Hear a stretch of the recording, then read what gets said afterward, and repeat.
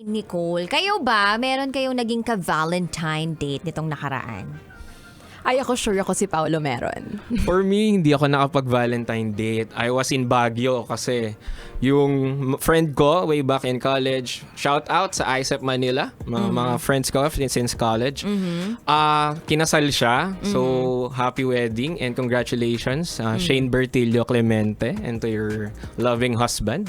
So, hindi ka nakapag-celebrate ng Valentine's with your loved one because pumunta Pumunta ka ka sa sa kasal sa kasal. Baguio. Hindi mo siya sinama. Hindi. Kasi syempre, di ba, kaya ka pupunta sa Baguio? Soul searching.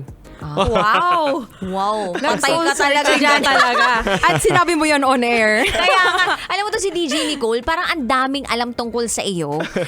Tapos, parang ngayong nalaman na namin na, ay, dinay mo yung jowa mo. Ay! Hindi.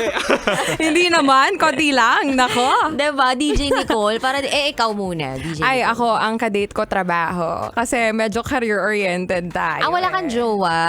Wala pa.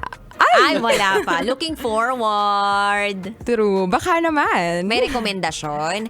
Sige, bigyan na natin yung number mo sa kanila. Okay, guys, 09 Ay! tutunog-tunog 2222. Tapos, scratch nyo na lang.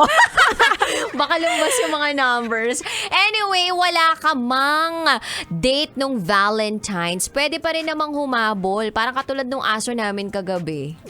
Humabol. Naghahabol. Merong inano.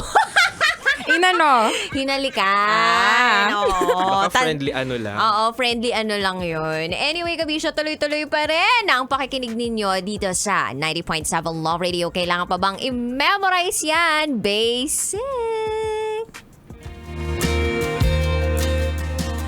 Kailangan pa bang i-memorize yan?